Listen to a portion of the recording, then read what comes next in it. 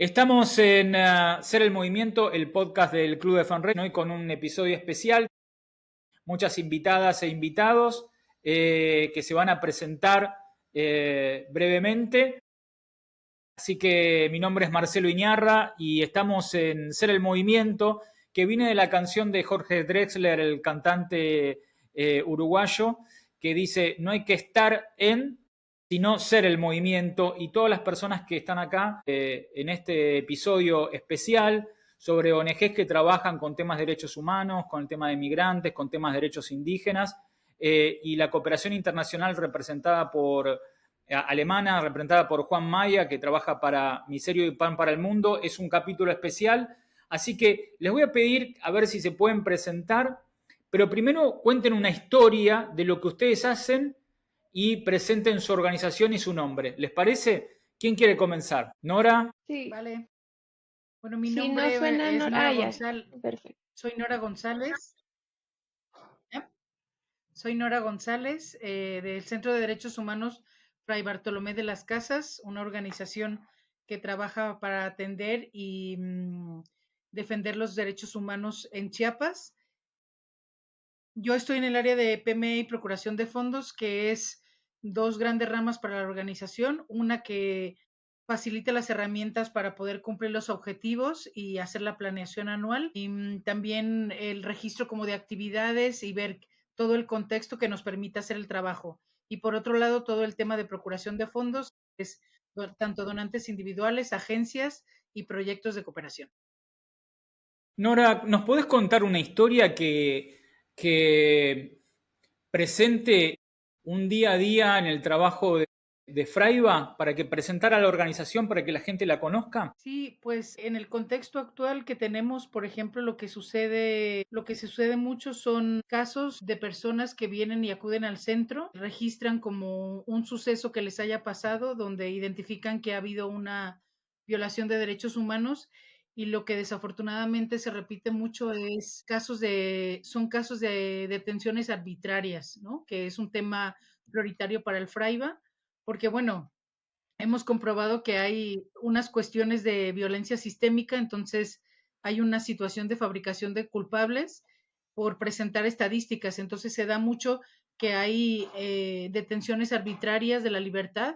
Entonces eso sucede muy a menudo, que pues se fabrican delitos, inculpan a o sea, se obliga a las personas a que se inculpen a través también de tratos torturantes, ¿no? Entonces la gente pues viene, acude al centro, pone esta denuncia y si es un tema prioritario, como es en este caso, pues se pasa a la zona donde sucedió el hecho y se acompaña de manera legal. Muchas veces se toma el caso, la representación jurídica, o si no, se hacen asesorías y en este aspecto no solo en la representación legal, sino que también hay muchas acciones que tiene que ver con lo que el FRAIBA siempre hace, que es la defensa social integral. Entonces, esto cubre varios aspectos: comunicación, movilización, acciones de incidencia, intervenciones, interlocución y otros aspectos para poder atender este caso, ¿no? Y se acompaña a la persona, a la familia y en muchos casos a la comunidad, si se da el caso. Gracias, Nora. Y si pudieras contar un caso con nombre, o sea, o algo que sea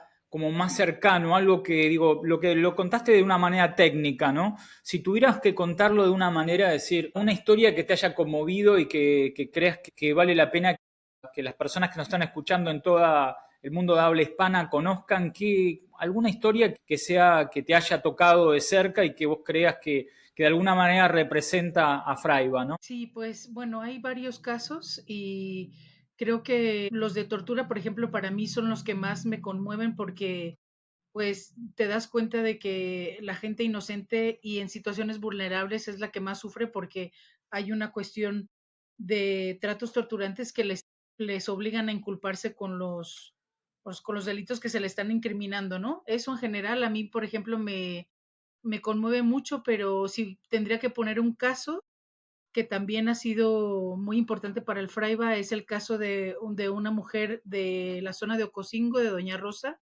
que hasta hace poco, después de 10 años que vino a poner su caso en el Fraiba, tuvo una sentencia favorable para poder ser poseedora de la tierra, ¿no? Porque aquí hay doble discriminación, que muchas veces es el sistema, las instituciones públicas, pero también a veces las autoridades comunitarias en donde se desenvuelve, ¿no? Entonces, en el caso de ella, pues sufrió diferentes tipos de tortura porque por una cuestión de leyes comunitarias ella no podía heredar, por lo tanto tenían el objetivo de quitarle su tierra, ¿no? Y ella defendió, luchó y después de 10 años pues tuvo esta sentencia favorable. Entonces es una persona que pues es todo un ejemplo y una inspiración para quienes conformamos el Fraiba porque pues pasó 10 años luchando, nunca perdió la esperanza y se presentaba con sus escritos, con sus limitaciones a lo mejor de conocimiento de técnicos más jurídicos, pero sin embargo ella sabía que estaba, digamos, en el lado correcto de la historia, entonces fue una gran satisfacción que lograra esto porque estuvo luchando muchísimo, ¿no? A pesar de que tenía pues una amenaza constante, hostigamiento y toda la comunidad en contra, ¿no? Porque pues era una mujer que a ojos de la comunidad no podía ser poseedora de la tierra, pero de manera legal y a través de las instituciones lo pudo lograr con el acompañamiento del Fraiba y de otras organizaciones. Entonces, pues es un caso también que rompe muchos estereotipos y esquemas en el territorio también de Chiapas, ¿no? Entonces creo que el ejemplo de Doña Rosa ha sido muy inspirador y pues nos sigue dando la esperanza de que vale la pena luchar aunque la justicia llegue un poco tarde. Muchas gracias, Nora. Rosa, doña Rosa es una mujer de una comunidad indígena. ¿Podés Sí, contextualizar para la gente que nos está escuchando? sí, Doña Rosa es de una comunidad indígena que se llama Jotolá, que está en el norte de Chiapas, cerca de Ocosingo. Es una mujer Bueno, celtal. muchas gracias. ¿No? Artículo 9. Nadie podrá ser arbitrariamente detenido, preso ni desterrado. Declaración Universal de Derechos Humanos. Para que podamos tener un contexto de estas temáticas, nos están escuchando desde toda Iberoamérica. El podcast está creciendo y por suerte vamos ganando audiencia, gente que le interesa conocer estas temáticas. Y el tema del desarrollo de los fondos para este tipo de organizaciones de derechos humanos, derechos de migrantes, refugiados, indígenas, es realmente mucho más complejo que otras organizaciones si queremos dar a conocer estas temáticas. Así que me gustaría, no sé, Fabia, ¿te parece que puedas continuar vos presentando brevemente quién sos, tu organización y una historia que presente a tu organización? Claro. Bueno, mi nombre es Fabia Lucero. Yo soy la encargada de comunicación institucional dentro de la organización Centro de Derechos Humanos Paso del Norte, que está ubicada acá en la frontera norte de México, en Ciudad Juárez, Chihuahua. Mi organización da acompañamiento integral a las familias de hombres desaparecidos acá en Chihuahua. Más que un caso, así como el que contó Nora, a mí me gustaría hablar de este, el colectivo que acompaña el Centro de Derechos Humanos Paso del Norte, que se llama Familias Unidas por la Verdad y la Justicia, que está integrado por diversas familias, en su mayoría mujeres, madres de los hombres desaparecidos, y que es muy recurrente que para organizar acciones, para tomar decisiones, este, se organice el colectivo en estos espacios muy amigables, muy empáticos y respetuosos, en donde pues primero se hace toda una planeación, por ejemplo, de alguna acción. Ahorita que va a ser el 30 de agosto, el Día de las Víctimas de Desaparición Forzada, se organizan, pero al final también comparten los alimentos, por ejemplo. Hay un espacio también como para la diversión. No todo siempre tiene que ser tan doloroso como es en este tema, ¿no? Entonces, es muy gratificante y muy bonito ver esta dinámica que cada vez se solidifica más, ¿no? Entonces, son las familias que se organizan, que proponen acciones de protesta, de manifestaciones, pero al mismo tiempo también se toman el espacio para compartir los alimentos, para convivir entre ellos. Entonces es una historia que yo creo que representa mucho al centro y todos estos casi 25 años ya de trayectoria que tiene.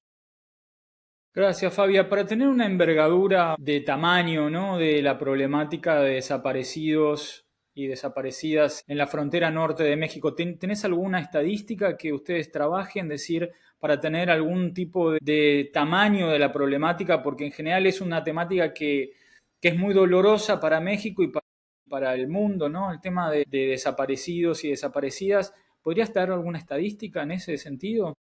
Sí, claro, por ejemplo, aquí en Ciudad Juárez hay un aproximado de 1,400 casos de desaparición, aquí solo en la ciudad. Claro que esta cifra es la oficial, pero sabemos que puede ser mayor, ¿no? Porque no siempre se denuncian los casos de desaparición. Entonces, aproximadamente hasta agosto del año pasado, ese es el corte que tenemos de 1,400 y cacho, solo en la ciudad. Solo en Ciudad Juárez, y eso es ¿en qué periodo de tiempo? Siempre se hace un conteo aproximadamente desde el 2010 a la fecha que esa cifra fue en noviembre de 2024. O sea, son alrededor de 150 personas por año que desaparecen. Sí, recalcando que esa es la cifra oficial, La descargando que es la cifra oficial, ¿no? pero en realidad podría ser mucho más grande. Y el perfil de las desapariciones tienen que ver con migrantes, con personas locales, con qué perfil son los que ustedes trabajan, o sea, la gente pueda conocer cuáles son las causas de esas desapariciones y los perfiles de las personas que desaparecen, ¿no? Eso que me estás diciendo son hombres y mujeres, o solo hombres, No, hombres y mujeres. hombres y mujeres. Las dinámicas de la frontera acá en Ciudad Juárez hacen que varíe mucho, ¿no? Por ejemplo, cuando fue toda esta oleada de las caravanas migrantes, la mayoría de personas desaparecidas eran migrantes, pero como eso ha disminuido, pues ahora se trasladó a otro grupo poblacional, ¿no? Son jóvenes, locales de aquí de la ciudad quienes están desapareciendo, lamentablemente, este, entre los veintitantos a treinta y tantos años más o menos, siempre hombres, habitantes de zonas vulneradas. Entonces ese podría ser el perfil actualmente. Ciudad Juárez tiene una historia muy lamentable sobre feminicidios y desaparición de mujeres, pero en la actualidad la mayoría son hombres quienes desaparecen, hombres jóvenes. Desde el Centro de Derechos Humanos Paso del Norte únicamente nos enfocamos en acompañar casos de hombres, ya que pues en la ciudad, por este contexto que les comento, hay muchas organizaciones que tratan el tema de mujeres y en la ciudad Paso del Norte es el único que acompaña casos de hombres. Gracias, Fabián. Artículo 29, cláusula 2. En el ejercicio de sus derechos y en el disfrute de sus libertades, toda persona estará solamente sujeta a las limitaciones establecidas por la ley, con el único fin de asegurar el reconocimiento y el respeto de los derechos y libertades de los demás, y de satisfacer las justas exigencias de la moral, del orden público y del bienestar general en una sociedad democrática. Declaración Universal de los Derechos Humanos. Son todas historias muy conmovedoras en términos de cuando uno está pensando en términos de problemáticas sociales y este podcast tiene que ver también con el tema de el desarrollo de los fondos, la comunicación, y ya vamos a entrar en eso para poder también dar paso a ver cuáles son los desafíos que se plantea, pero me gustaría escuchar a Fabiola González, si nos contás de qué organización y a qué se dedica tu organización. Sí, claro. Soy Fabiola González, pertenezco a Escalabrinianas, Misión con Migrantes y Refugiados. Acá en Escalabrinianas o SMR. ¿Te puedo pedir que te acerques o que el micrófono un poquito más cerca? Ahí estamos. ¿Ahí se escucha mejor? Ahí se escucha mejor. Sí. Bueno, soy Fabiola González de Escalabrinianas, Misión con Migrantes y Refugiados.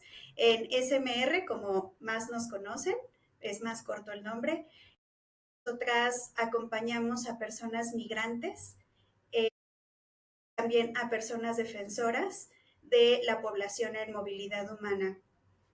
Bueno, pues actualmente imagínate que ya sea que eres de Centroamérica, de Sudamérica, y pues la violencia, muchas veces incluso la violencia de género, si en el caso de una mujer que es violentada por su esposo, de sus hijos, hay presiones por parte de grupos delictivos y te presionan con dinero, con llevar a tus hijos a estos grupos para que se unan a estos grupos delictivos, a violar a tus hijas. Entonces tienes que salir de tu país de una forma abrupta, sin nada o con algo, con una mochila, porque no puedes salir con algo más.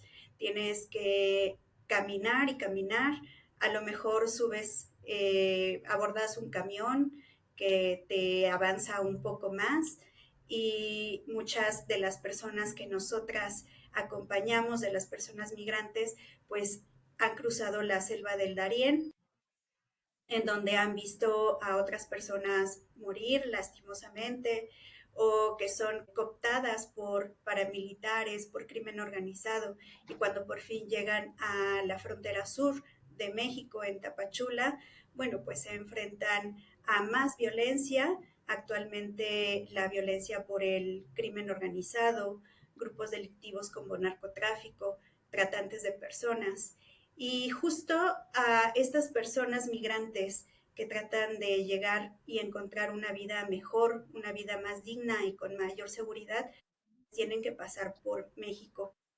Y en México se tienen que enfrentar a múltiples desafíos, como ya lo comenté, en su gran mayoría grupos delictivos que les roban su dinero, las mujeres las violan. Incluso se dice que las mujeres cuando migran tienen que tomar pastillas anticonceptivas porque saben que van a ser violadas, que puede haber esa probabilidad de ser violadas, pero prefieren salir de su país, prefieren asumir ese riesgo que quedarse en su país y morir.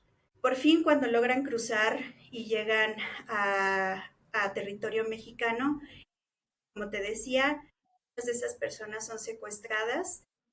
La mayoría de las personas que son secuestradas vienen de Venezuela, de Sudamérica, de Colombia, Haití. También hemos recibido a personas de otros países como África. Actualmente tenemos a personas también de Afganistán que tienen que pasar la misma travesía. En México, afortunadamente, hay organizaciones de sociedad civil que se dedican a acoger a estas personas, pero no todas las casas para migrantes pueden acoger a personas con este perfil, que son víctimas de violencia. Entonces, SMR tiene Casa Mambré, que es una casa específica para este tipo de perfiles. Es una casa pequeña, justo porque las personas que acogemos en Casa Mambré son personas que no solamente tienen algún malestar físico, sino también emocional. Entonces debe de ser una casa que les brinde total protección, en donde se sientan totalmente seguras, y una casa que no tenga tantas personas alojadas, porque esto también les puede brindar cierta protección a estas personas. Hemos acogido a familias enteras que han tenido que cruzar toda esta larga travesía llena de obstáculos, de múltiples violencias. Y bueno, pues en Casa Mambré ellas encuentran este alojamiento. La Casa Mambré está llevada por las hermanas escalabrinianas. Su amor, su dulzura, el amor que tienen para acoger a estas personas hace que las personas poco a poco vayan perdiendo el miedo a salir a la calle, el miedo a poder hablar, porque hay personas que llegan sin poder hablar. Claro, el nivel de traumatismo que sufren esas personas es extremo, ¿no? O sea, y ustedes lo que hacen es, esas personas que están judicializadas, que están liberadas del crimen organizado o de otro tipo de estructura criminal, bueno, son acogidas en Casa Mambré. Artículo 13, cláusula 1. Toda persona tiene derecho a circular libremente y a elegir su residencia en el territorio de un Estado. Cláusula 2. Toda persona tiene derecho a salir de cualquier país, incluso del propio, y regresar a su país. Declaración Universal de Derechos Humanos. O sea, todas las temáticas que estamos escuchando son temáticas muy fuertes, tanto para México como para cualquier ser humano que las escucha. Y por suerte tenemos también organizaciones como las que representa Juan, que es Pan para el Mundo, y Miserior, que es la cooperación alemana, la cooperación internacional alemana, que está colaborando desde hace muchos años. Y me gustaría darle paso a Juan para que cuente un poco cuál es tu trabajo.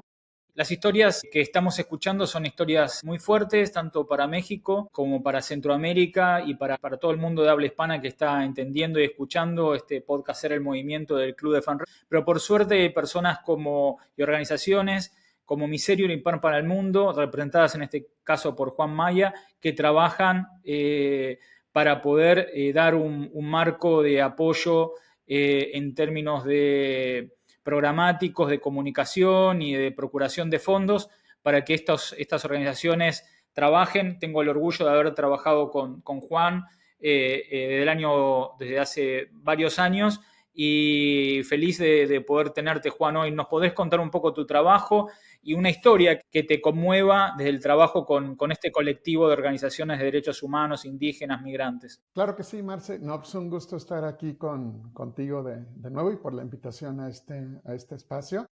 Como mencionan, me llamo Juan Maya, soy asesor en procuración de fondos con Miserior y un proyecto con Pan para el Mundo. He estado en este rol desde hace 5 años, ¿no? Que ha sido un rol progresivo de trabajar con las organizaciones en términos de visualizar una nueva diversificación en procuración de fondos, trabajando con ellas en la elaboración de una estrategia de procuración de fondos y después pudiéndolas apoyar en la ejecución de esta estrategia de una manera paulatina. Creo que una historia que puedo contar, bueno, puedo contar 1000 historias, pero una historia que me viene a la cabeza en términos de qué me puso en el radar este tipo de trabajo, ¿no? Llevo una carrera en mercado hispano de Estados Unidos, también he trabajado con diferentes ONGs en roles de procuración de fondos, Amnistía Internacional, Médicos Sin Fronteras, y fue más o menos hace 14 años justo trabajando con Amnistía Internacional, 14 años no lo puedo creer, que teníamos como mucha actividad en incidencia con organizaciones de base de derechos humanos, incluso apoyábamos algunas de ellas en venta de promocionales y cosas así. Y en algún momento me acerqué con mi director en Amnistía Internacional, Alberto Herrera en su momento, y le pregunté, oye, pero bueno, tenemos esta relación con estas organizaciones, hacemos campañas de incidencia, trabajamos junto con ellas, incluso desde Amnistía Internacional formulamos campañas de procuración de fondos basadas en estos casos. ¿Tenemos algún acuerdo? ¿Les damos dinero? ¿Las financiamos? ¿O cómo trabaja? Y Alberto en su momento me dijo, mira, no, tenemos un acuerdo de cooperación en incidencia. Sin embargo, estas organizaciones formulan su propia procuración de fondos primariamente a través de fuentes internacionales o cooperación internacional. Pero él me dijo algo interesante en su momento. Me dijo, pero yo creo que en algún momento este tipo de organizaciones de base también tienen que hacer como nosotros en el sentido de empezar a valorar una diversificación nacional, porque hay flujos y hay cambios desde la cooperación internacional. Crear una base pues nos puede dar un poquito más de seguridad. Y justo, bueno, cuando se dio este proyecto con Miserior y Pan para el Mundo, fue pues, varios años después de haber incursado, de haber abierto el programa de donantes individuales y donaciones en Médicos Sin Fronteras, salió esta oportunidad, pues a mí me había quedado esa semillita, ¿no? Entonces, cuando decidí formular, aplicar para el proyecto, ha sido una oportunidad de vida realmente de poder trabajar con frontliners, ¿no? Con organizaciones que desde la base están trabajando con derechos indígenas, derechos humanos, organizaciones de ecofeministas en bioconstrucción, agroecológicas que realmente están ahí en el terreno y trabajar con ellas poco a poco en valorar esta diversificación, empezar a tener estas conversaciones que vayan más allá de la cooperación internacional, sin dejar de lado eso porque siempre va a ser un eje importantísimo, pero al mismo tiempo empezar a diversificar. Claro que pues esto se ha acentuado con estos cambios actuales desde la cooperación internacional. Entonces, mi labor ha sido eso, trabajar con las organizaciones, ir descubriendo estas nuevas avenidas, encapsular en un plan y poco a poco pues ir ejecutando junto con ellas. ¿Podrías contar qué es Miserior y Pan para el Mundo? Porque me parece que son organizaciones que que son conocidas solamente por un sector de las personas que nos están escuchando, que son las que trabajan en relación a temáticas que son difíciles de financiar, difíciles de comunicar. Vamos a seguir hablando durante un rato largo esta temática, pero ¿podrías contar un poco de dónde vienen, cuáles son los perfiles de Miserior y Pan para el Mundo, para que las personas que están escuchando el podcast o viéndonos por YouTube puedan conocer un poco más de estas organizaciones? Sí, ambas son misiones de cooperación alemana. Tienen asociaciones con el gobierno alemán, pero también procuran sus propios fondos. Y ambas son organizaciones de base religiosa. Miserior de una base católica y Pan para el Mundo de una base protestante, ¿no? Yo también en su momento no conocía tanto de Miserio, Pan para el Mundo. Había escuchado un poco de Miserio porque mi hermana es religiosa, me había platicado de esta organización en Alemania que financiaba diferentes proyectos en México. Pero después trabajando con ellas a través de los años, pues también aprendí que no únicamente es esta cuestión de financiamiento, sino que son organizaciones que han financiado derechos humanos, han financiado diferentes tipos de movimientos en Latinoamérica y que son de las financiadoras más importantes en este tipo de misiones, en este tipo de cuestiones, ¿no? Que han sido como socias muy importantes para Latinoamérica en este tipo de temas. Artículo 25, cláusula 1. Toda persona tiene derecho a un nivel de vida adecuado que le asegure, así como a su familia, la salud y el bienestar, y en especial la alimentación, el vestido, la vivienda, la asistencia médica y los servicios sociales necesarios. Tiene asimismo derecho a los seguros en caso de desempleo, enfermedad, invalidez, viudez, vejez u otros casos de pérdida de sus medios de subsistencia por circunstancias independientes de su voluntad. Declaración Universal de Derechos Humanos. Sí, hay que todos los que estamos preocupados por estas temáticas realmente son organizaciones que vienen financiando por décadas, ¿no? A las organizaciones realmente merecen un espacio de reconocimiento, un espacio de apoyo, porque realmente son organizaciones que desde un perfil muy bajo están generando un impacto enorme en el financiamiento de todas estas organizaciones, ¿no? Entonces hay un tema de redistribución, de equidad que plantea la cooperación alemana que me parece que sobre temáticas que la verdad que son muy complejas, ¿no? Entonces, nada, para repasar un poco todo esto que estamos hablando, o sea, temáticas que me movilizan a mí y creo que son importantes para dar a conocer. Estamos hablando de tortura, de desapariciones, de violaciones a migrantes y todas estas temáticas son temáticas que son muy difíciles de digerir. Nadie quiere escuchar esto, nadie quiere escuchar el lado oscuro del ser humano y de las situaciones en las cuales el ser humano muestra sus peores caras. Y nada, y ahí vamos a una segunda parte de este podcast que me parece importante decir, no sé, quien quiera de manera abierta, ¿qué desafíos encuentran sus organizaciones para comunicar en estas temáticas que estuvimos hablando? ¿Cuáles son los desafíos que se encuentran en esta temática? Los medios digitales cubren la falta de los medios tradicionales como la televisión, la radio, los periódicos. ¿Me cuentan un poquito cuál es la realidad de contar estas historias en sus organizaciones? Bueno, me gustaría iniciar a mí. Estamos con Fabia de Paso del Norte, de Chihuahua a Ciudad Juárez, ¿no? Sí, la verdad sí ha sido complicado comunicar la temática que trabajamos desde Paso del Norte, que es desaparición forzada. También trabajamos tortura, ya que aquí hay primero hay una normalización de la violencia que se vive en la ciudad por todos estos años que ha sido constante la violencia en este territorio.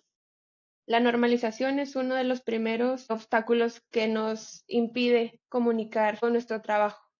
También está la criminalización hacia las víctimas. Siempre, o más bien es muy frecuente toparnos con este comentario de si lo desaparecieron es porque andaba en algo, cuando en realidad esa situación no tiene nada que ver. Nadie debe ser desaparecido y todos tenemos el derecho a ser buscadas, buscados, ¿no? Ha sido muy difícil cambiar este chip en la población aquí en Ciudad Juárez y creo que en todo el país también con el tema de desaparición, que se quite este estigma de que si te desaparecen, si eres víctima de algún delito de esta gravedad es porque andabas metido en malos pasos, ¿no?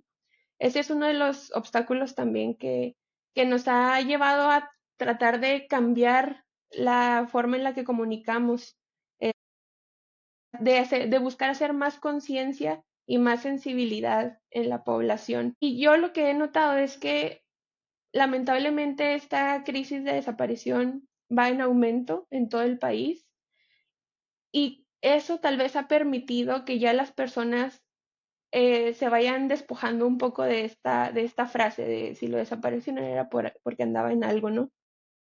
Porque se han visto que a todos nos puede pasar, ¿no? Esta problemática, esta situación. Yo creo que esa ha sido una de las grandes problemáticas que nos hemos topado al tratar de comunicar lo que hacemos desde el centro.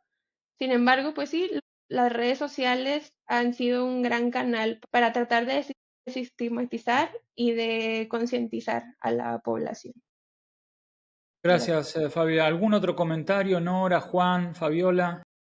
Sí, pues bueno, a mí me gustaría compartir en el caso del Fraiba que pues hay una peculiaridad, ¿no? Que cuando surge la organización que nació hace 36 años, bueno, no hacía falta a lo mejor tener esta conciencia de comunicar, de hacer una campaña, de buscar los fondos, porque pues por la situación que se vivía en Chiapas, esta misma situación, este mismo contexto conectaba mucho con colectivos y organizaciones internacionales y así venía un poco la solidaridad y el financiamiento también comenzó desde la iglesia, porque la organización nace en el seno de la diócesis de San Cristóbal, ¿no? Entonces, con el caminar ya del Fraiba, pues se presentan varios retos, ¿no? Como decía Fabia, de poder comunicar este mensaje de lo que hacemos. Entonces, lo que creo que luego sucede, y es el reto al que nos enfrentamos ahora, es que estas situaciones y estas graves violaciones a los derechos humanos y estos casos resultan muchas veces muy ajenos, ¿no? Al resto de la gente.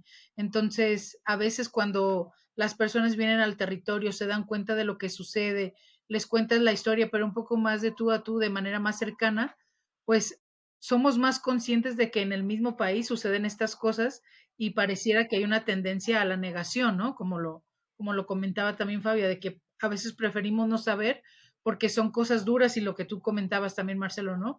Cómo nos enfrentamos a esta parte tan oscura y de la maldad de los mismos seres humanos. Entonces creo que ahí pues, hay un reto no solo de cómo contar las historias, sino de conectar para que la gente sepa que pues estamos trabajando para intentar mejorar esta situación y que, por ejemplo, en el caso del Fraiba, en el caso de Chiapas, pues las personas tengan respeto a sus derechos humanos y no haya estas graves violaciones. Creo que ahí sí estamos también, como nos hemos subido al barco de las redes sociales, del tema digital, y estamos aprendiendo, ¿no? Sobre ese camino, sobre cómo no solo contar la historia, sino conectar para que la gente sepa lo que estamos haciendo y sobre todo conocer estos casos, como en el caso de Doña Rosa, que ha sido ejemplar, ¿no? Porque ella ya es una mujer ejidataria que en el resto del país no se entiende cómo no puede tener acceso a la tierra y sin embargo aquí sucede, ¿no? Entonces creo que uno de los grandes retos es, además de cómo contamos, qué contamos, cómo conectamos. Interesante, cómo conectamos, ¿no? Porque es un desafío. Vamos a volver a ese tema de cómo conectamos para poder hacer estas temáticas que sean más fáciles de procesar. No. O sea, no es. Y acá volvemos a un tema que también que decía Fabia, el tema de decir, pareciera que si uno vive en una gran ciudad y tiene su trabajo y tiene y va del trabajo a su casa y que pareciera que no te pueda pasar, pero la realidad es que cualquiera puede estar sufriendo ese tipo de abusos a los derechos humanos hasta que uno cree, hasta que no te toca a vos, ¿no? Entonces, o no te toca de cerca, ¿no? Entonces ahí hay un tema Digo, nosotros lo hemos vivido, o sea, yo soy argentino y lo hemos vivido durante la dictadura militar y que pareciera que, y nada, y después todo el mundo tenía, o sea, todos teníamos un riesgo y era a discreción de, en este caso, del Estado, donde vos podías sufrir estos abusos a los derechos humanos, ¿no?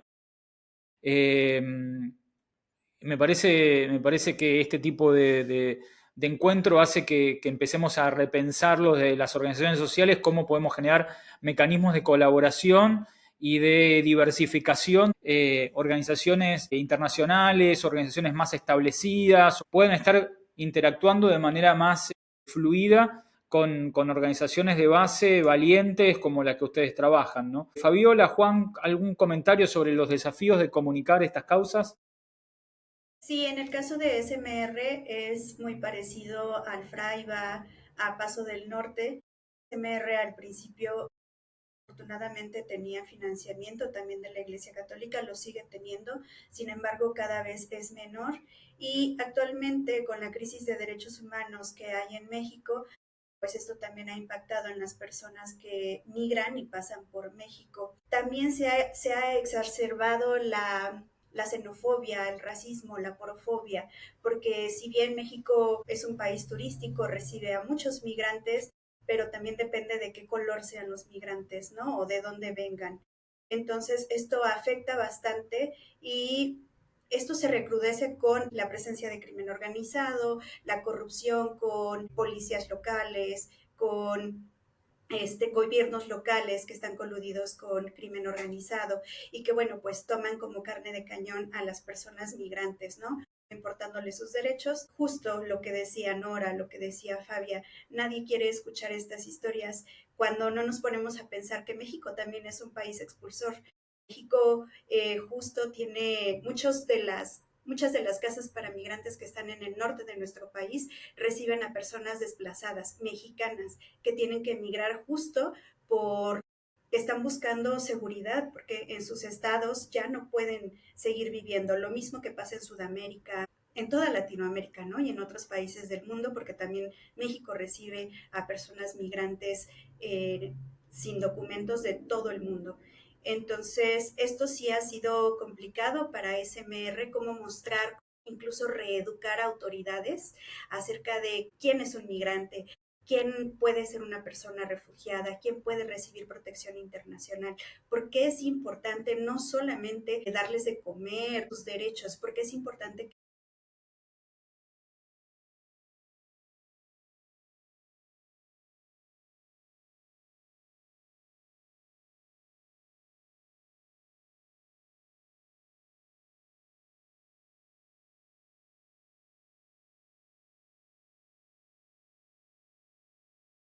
Ujú. de los derechos humanos, lo de las personas migrantes, que veían también a las personas migrantes como criminales o que vienen a México a quitar empleos y justo cuando le pasa a alguien de su familia, es cuando empiezan a ver la realidad, cuando lo empiezan a ver más cercano, ¿no? Y pues es así como se han ido acercando más y más las personas, pero sin duda siempre falta mucho por hacer. No sé si Juan, si querés cerrar o pasamos al tema con algún comentario de comunicación o querés que avanzamos y charlamos sobre el tema de procuración de fondos y comenzás vos, como quieras. Sí, nada más un comentario muy rápido con la comunicación. En estos talleres se platica mucho sobre la comunicación, sobre la necesidad de establecer una comunicación institucional. Varias organizaciones tradicionalmente hemos trabajado la comunicación como desde comunicación desde el terreno, pero no necesariamente platicar, estos somos como organizaciones, esto es lo que hacemos, y crear como un estudio de caso para que las personas nos puedan apoyar también, ¿no? Sin embargo, pues esto también tiene desafíos y muchas veces son desafíos estructurales en el sentido de que puede haber o no un área de comunicación y si existe un área de comunicación, y esto incluso ya lo he visto también con ONGs internacionales, lo que tenemos que comunicar está alineado a un proyecto. Entonces, La persona en comunicación tiene lineamientos de trabajar en comunicación en relación a los proyectos. Entonces es difícil destrabar eso un poquito en el sentido de poder ir elaborando pues estrategias para la comunicación institucional, ¿no? Entonces ese es un desafío y claramente pues el ir formulando una salud digital, tanto en redes sociales como en presencia digital, pues no siempre vamos a tener los recursos que puede tener una organización más grande o una ONG internacional. Entonces tenemos que apelar mucho a la creatividad e ir formulando poco a poco. Y acá entramos en el tema decimos el tema, por un lado estábamos hablando de la visibilidad, presentamos a sus organizaciones para que la gente realmente conozca las organizaciones en las que trabajan, los desafíos que tienen en la comunicación y cuáles son los desafíos en desarrollar fondos, ¿no? Nora hizo una introducción en los 90, todo Chiapas era como la atención del mundo estaban en Chiapas. Y había otro tipo de atención, pero esto está cambiando. La cooperación internacional como la Agencia de Cooperación de Estados Unidos se ha retirado y eso ha generado como un gran terremoto en el mundo, en el ecosistema de las organizaciones sociales en todo el mundo y era como una gran amenaza que se venía avanzando, ¿no? Porque este tema de la cooperación internacional muchas veces migra hacia otros continentes o hay muchos años de financiamiento y están esperando que las organizaciones empiecen a buscar fondos locales. ¿Cuáles son los desafíos que ustedes tienen en el tema de procuración de fondos, desarrollo de fondos? Como procuración de fondos se dice en México, en el resto del mundo de habla hispana se habla de desarrollo de fondos, captación de fondos, fundraising, con un tema como se menciona en inglés. ¿Quién quiere contar los desafíos de procuración de fondos que tienen en sus organizaciones? Pues les puedo compartir un poco desde el FRAIBA. Bueno, primero que aquí los que estamos, creo que lo podemos corroborar, que bueno, México no es un país prioritario para la cooperación internacional, ¿no? Entonces, eso ya de entrada, pues es un desafío que tenemos siempre. Sí hay temas prioritarios, temáticas también importantes para la cooperación, pero México como zona geográfica no lo es, entonces eso ya, pues es un limitante, ¿no? Y luego lo que tú mencionabas, bueno, del panorama financiero actual en el campo de la cooperación. En el caso del FRAIBA, no nos afecta directamente porque no teníamos una financiación con la agencia norteamericana, pero sin embargo, esta tenía impacto en otras financiadoras que sí que pues tenían un beneficio, o sea, teníamos, digamos, un proyecto con ellas y ellas se beneficiaban con estos fondos de cooperación de USAID. Entonces, bueno, aquí indirectamente, obviamente, pues también pega, ¿no? Por otra parte, otro de los retos es también que ya no se cree de la misma manera en la cooperación, entonces se desconfía y un discurso también es de odio, si se puede decir así, ¿no? Pues al final las causas o los últimos beneficiarios de la cooperación, que pues nada más es como una cuestión de aprovecharse de los fondos, pero que no se cambia nada. Entonces hay muchos discursos que también pues no abonan a eso, ¿no? Entonces la cuestión aquí es que en algunas ocasiones pues había fondos propios de estas organizaciones que nos venían financiando desde el nacimiento del FRAIBA, ¿no? Desde los finales de los 80, los 90, pero también como cambian las temáticas, hay otras situaciones en el mundo como las guerras, pues los fondos van cambiando, también hay ciertas tendencias, entonces se recortan primero la cuestión geográfica, que México no es prioritario, luego las temáticas y también un poco las desconfianzas y que los temas van cambiando, ¿no? Entonces, esto de alguna manera pues nos pone en un punto en que tenemos que salir a buscar los fondos, ver qué otros retos hay y que no se puede depender de la cooperación, ¿no? En el caso del FRAIBA es una reflexión que se tiene ya hace muchos años, por lo mismo, porque bueno, Chiapas estuvo mucho tiempo en el objetivo de países europeos y de otras organizaciones fuera de Europa para apoyar la situación de Chiapas, pero bueno, el contexto también va cambiando, ¿no? Y ahora son otras situaciones. Entonces, aquí es como buscar lo que tenemos en común y encontrar este lazo que conecta, que decíamos antes, y sobre todo pensar donaciones que a lo mejor no vengan de grandes donantes, sino de donantes individuales. Entonces siento que por una parte es como la situación financiera actual de la cooperación, y por otro lado que no habíamos mirado como a la donación individual, y ahora sí que estamos poniendo el foco ahí. Y también vos mencionabas en el tema de los desafíos, cuando estábamos preparando este podcast, el tema de la desacreditación de los fondos. ¿Puedes contar un poco de qué se trata en eso, Nora? Sí, pues por ejemplo, en ese caso, nosotros el año pasado, hace más o menos 2 años, pues comenzamos también a recibir algunas críticas de parte de la federación, ¿no? De parte del gobierno, porque pues se nos etiquetaba como organizaciones intervencionistas, ¿no?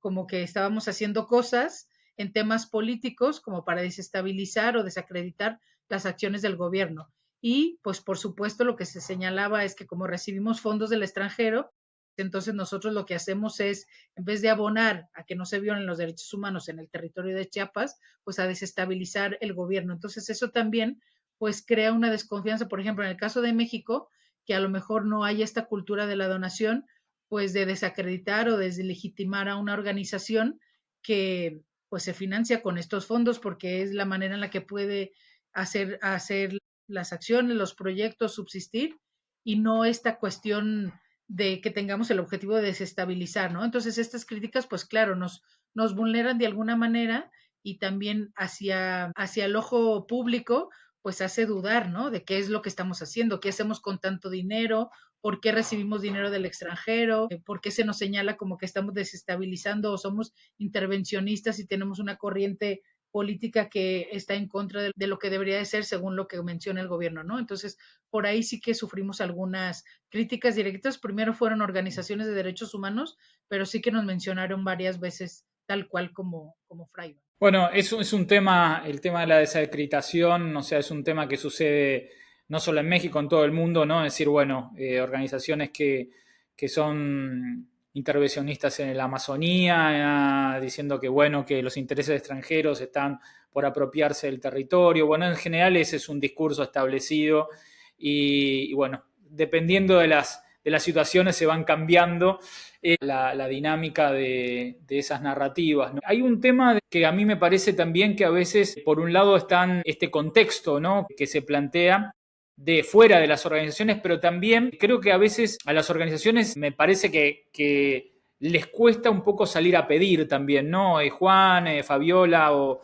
Nora o Fabia, les cuesta salir de ese modelo de buscar fondos locales, ¿no? Hay narrativas en términos de la búsqueda de fondos que quizás cuesta un poco más, ¿no? ¿Que alguien quiere comentar algo sobre esa temática? Sí, creo que es una temática que se ve mucho en el proceso que he estado también con las organizaciones, en el sentido también como cultural, ¿no? Que culturalmente estamos más acostumbrados a la cooperación internacional o los fondos internacionales, y los asumimos como fondos buenos, como fondos no peligrosos de alguna manera, ¿no?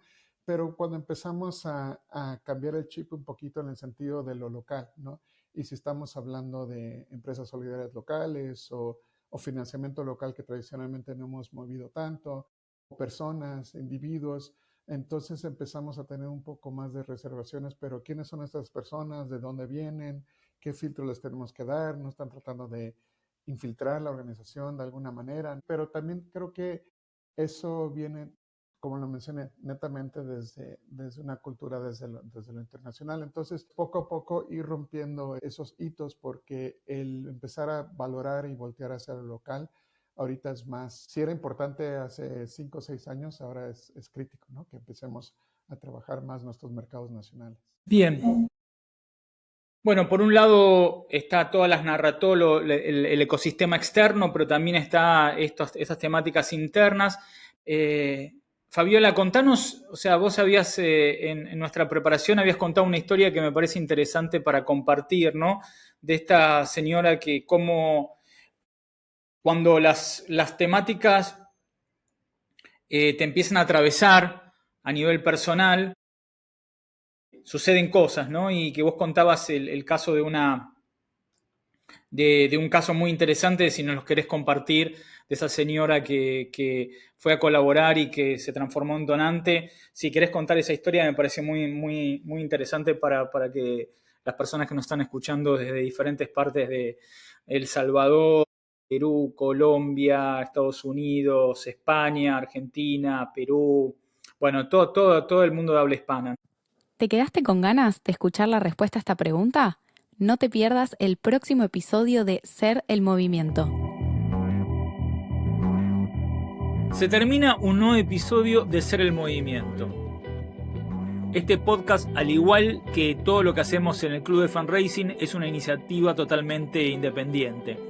Y para que podamos seguir creando contenido gratuito, solo contamos con tu apoyo. En la descripción vas a encontrar un link para que te suscribas con pequeños aportes mensuales en distintos formatos desde cualquier lugar de Hispanoamérica. Y también es muy importante si puedes darnos like, activar la campanita para enterarte de nuevos episodios y si te gustó, obviamente compartirlo. Bueno, ¿querés saber quiénes hacemos Ser el Movimiento? En edición de video, diseño y contenido para redes, Liliana Salazar. En edición de audio, Herencia Sonido. En la producción, Cande Flores. Y la coordinación y edición general del Club de Fundraising, Valeria Galloso. Y quien les habla en la conducción, Marcelo Iñarra Iraegui. Bueno, muchísimas gracias por acompañarnos. Nos encontramos en el próximo episodio de Ser el Movimiento.